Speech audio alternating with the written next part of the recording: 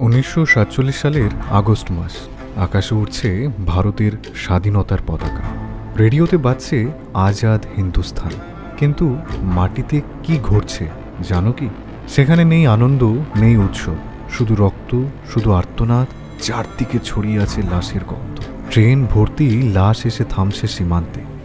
হাজারো মানুষ পাকিস্তান থেকে ভারতে আসছে, আবার কেউ ভারত থেকে পাকিস্তানে পালাচ্ছে। কোনো শিশু মায়ের কোলে নেই, মা তার সন্তানের দেহ খুঁজে পাচ্ছে না। এক মুহূর্তে মানুষ হারাচ্ছে নিজের ঘর, মাটি আর শিখর। তাহলে এটাই কি স্বাধীনতা, নাকি স্বাধীনতার নামে এক অভিশাপ? কিন্তু এই ভয়ঙ্কর দুঃস্বপ্নের বীজ কে বপন করেছিল? শুধুই কি মোহাম্মদ আলী জিন্নাহ, নাকি এর পেছনে আরও গভীর অদৃশ্য এক ষড়যন্ত্র লুকিয়ে আছে?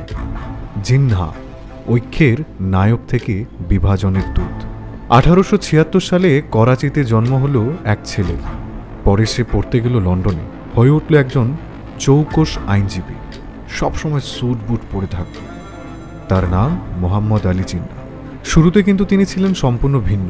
তিনি কংগ্রেসে যোগ দিয়েছিলেন, যেখানে মূল্য লক্ষ্য ছিল একটাই, ব্রিটিশদের হাত থেকে ভারতকে মুক্ত করা। সেই সময় জিন্নাহ বলতেন, ভারত হিন্দু মুসলিম মিলেই এক মহান জাতি হবে। হিন্দু মুসলিম ঐক্যের প্রবক্তা, সব সম্প্রদায়ের নেতা, এভাবেই মানুষ তাকে চিনত। কিন্তু সময় যত গড়ালো, ছবিটা পাল্টাতে শুরু করল। যিনি একসময় ঐক্যের কথা বলতেন, তিনি একদিন পাকিস্তানের দাবিতে মুখ খুললেন। কেন জানো? কারণ রাজনীতির দাবা খেলায় যখন কাউকে রাজা বানানো হয় আর ক্ষমতার স্বাদ একবার মুখে লাগে, তখন সে নিজের মানুষকেও ভুলে যায়। মনোবিজ্ঞানের ভাষায় এটা বলা যায় অহংকারের দাসত্ব। জিন্নাহ তার উচ্চাকাঙ্ক্ষার দাস হয়ে গিয়েছিলেন। ব্রিটিশ ষড়যন্ত্রের অদৃশ্য হাত। ব্রিটিশ শাসনের মূল নীতি ছিল ডিভাইড অ্যান্ড রুল। তাদের কাছে ভারত মানে ছিল এক বিশাল সম্পদ। কিন্তু এই দেশকে দমিয়ে রাখার একটাই উপায়, ভেতরে ভেতরে ভেঙে দাও। 1905 সালের বঙ্গভঙ্গ ছিল সেই প্রথম পরীক্ষা।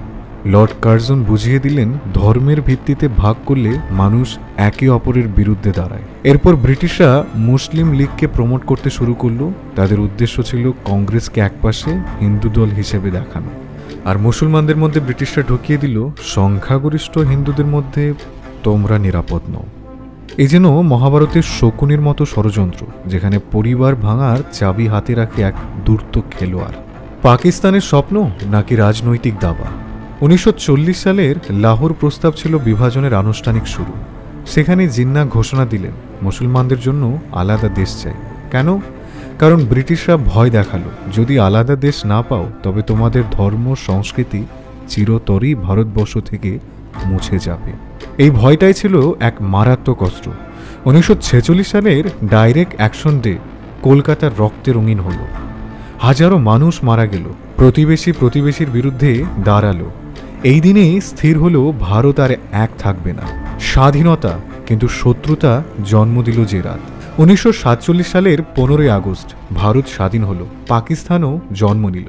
কিন্তু স্বাধীনতার উল্লাসে ছাপিয়ে গেল শোক। স্যার সাইরিল র্যাডক্লিফ, যিনি আগে ভারতে কখনো আসেননি, মাত্র 5 সপ্তাহে দাগ টেনে দিলেন দুই দেশের সীমানায়। ফলাফল, 14 মিলিয়ন মানুষের জোরপূর্বক স্থানান্তরিত হতে হলো। প্রায় 20 লক্ষ মানুষ খুন হলো। এটা শুধু মানচিত্রের রেখা বদল নয়, এটা ছিল হৃদয়ের রেখা ছিঁড়ে ফেলা। জিন্নাহর ব্যক্তিগত দ্বন্দ্ব। সবচেয়ে বড় বিদ্রুপ হলো, যিনি ধর্মের নামে দেশ ভাগ করলেন, কিন্তু তিনি নিজে একেবারেই ধর্মনিষ্ঠ ছিলেন না।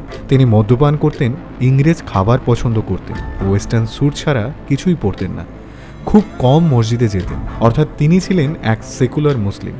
তাহলে কেন ধর্মের মুখোশ পরে রাজনীতি করলেন জিন্নাহ? কারণ ধর্ম মানুষের আবেগের চাবি। সেই চাবি ঘুরিয়েই তিনি ক্ষমতার দরজা খুললেন। মাইথোলজিতে যেমন রাবণ ছিলেন মহাপণ্ডিত, কিন্তু অহংকার তাকে ধ্বংস করেছিল, তেমনি জিন্নাহর অহংকার তাকে পরিণত করল ইতিহাসের সবচেয়ে বিতর্কিত চরিত্রে। বিভাজনের ক্ষত, বিজ্ঞান, ইতিহাস ও সংস্কৃতিতে। বিভাজন শুধু ভূগোলের সীমারেখা বদলায়নি, এটা ভেঙে দিয়েছে আমাদের বিজ্ঞানী সমাজকে, আমাদের সাহিত্য সংস্কৃতিকে, আমাদের ভাষার ঐক্যকে।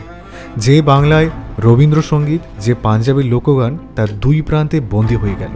মনোবিজ্ঞানী একে বলে কালেকটিভ ট্রমা, অর্থাৎ কোটি মানুষের মানসিক আঘাত প্রজন্মের পর প্রজন্ম ধরে বয়ে বেড়ানো।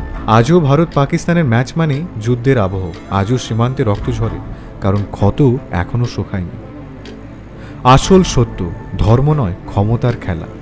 অনেকে ভাবে বিভাজন ছিল ধর্মীয়, কিন্তু সত্য হলো এটা ছিল রাজনৈতিক দাবা। ধর্ম ছিল শুধুমাত্র এক মুখোশ, আসল খেলা তো ছিল ক্ষমতা আর রাজনীতির। জিন্নাহ সেই খেলায় প্রধান গুটি, ব্রিটিশরা ছিল আসল খেলোয়াড়। ইতিহাস আমাদের শেখায়, যখন ধর্মকে রাজনীতির অস্ত্র বানানো হয় তখন রক্তপাত অনিবার্য। জাগো, বোঝো, রুখে দাঁড়াও। আজ যদি আবার কেউ তোমাকে ধর্মের নামে ভাঙতে চায়, তুমি কি চিনতে পারবে সেই ষড়যন্ত্র? তুমি কি রুখে দাঁড়াবে? ইতিহাস ভুলে যাওয়া মানে হলো একই ফাঁদে আবার আটকে যাওয়া। আর ইতিহাস জানলেই বোঝা যায় সনাতন ধর্ম আমাদের শেখায় প্রতিটি মানুষের ভেতরেই পরমাত্মাকে দেখতে। তাই ভেদাভেদ নয়, আসল শক্তি হলো ঐক্য। সনাতনের শিক্ষা হলো মিলনই শক্তি, ঘৃণা নয়, সহাবস্থানই সত্য। তাই সনাতনীরা সবাইকে নিয়ে চলতে পারে, কিন্তু যারা কেবল বিভাজন চায়, যারা নিজেদের ছাড়া আর কাউকে মানতে পারে না, তাদের মধ্যে সেই শক্তি নেই। তাই বলছি, নিজের ইতিহাস জানো, সত্যকে খুঁজে বের করো, আর ভেদাভেদ তৈরি করার রাজনীতিকে স্পষ্টভাবে প্রত্যাখ্যান করো। জিন্নাহ ছিলেন না কেবল একজন রাজনীতিক, তিনি ছিলেন এক দ্বন্দ্বময় চরিত্র। একদিকে ঐক্যের কথা বলতেন, আরেকদিকে বিভাজনের বিষ ছড়াতেন। তার সিদ্ধান্ত কোটি কোটি মানুষের ভাগ্য পাল্টে দিয়েছিল। পৃথিবী দেখেছিল লাশ ভর্তি ট্রেন, ছিন্ন ভিন্ন পরিবার, রক্তে ভেসে যাওয়া মাটি। তিনি রেখে গেলেন কেবল এক শিক্ষা, ধর্মের নামে রাজনীতি মানেই রক্ত, ভেদাভেদের রাজনীতি মানেই অশান্তি।